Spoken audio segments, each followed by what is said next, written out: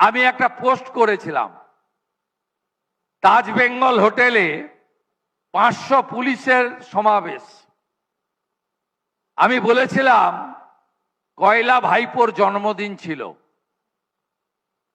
তা কয়লা ভাইপোর কি স্ট্যাটাস মেনটেন করে যাকে 500 পুলিশ দিয়ে তাজ বেঙ্গলকে দুর্গ বানানো হয়েছে এবং সেখানে একটা একদম হাই ফাই প্রোটেকশন দেওয়া হয়েছে, জামাল লাগানো হয়েছে, ডগ স্কোয়াড পাঠানো হয়েছে, মেটাল ডিটেক্টর বসানো হয়েছে। তারপরে দেখলাম আমি একটা নোটিশ পেলাম, আমাকে নোটিশ দিয়ে শিশু রক্ষা কমিশন জানতে চাইল যে আপনি কেন একটা ছোট্ট বাচ্চার জন্মদিন নিয়ে এই ধরনের কথা বলেছেন। আমি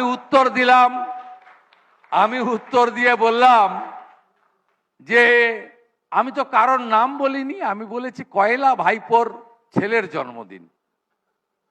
আমি জানতে চাইলাম কয়লা ভাইপোটা কে, আমাকে নাম বলুন। তারপরেও উনি থামতে নারাজ, ম্যাডাম চক্রবর্তী। 3 বার নোটিশ, বলে আপনার আগের উত্তরে আমরা সন্তুষ্ট নই, এগেন নোটিশ। আমি হাইকোর্টে গেলাম। হাইকোর্টে মহামান্য বিচারপতি তো হেসেই ফেললেন সবার সামনে, বললেন যে আপনারাই বলুন, সরকারই বলুন কয়লা ভাইপোটা কি।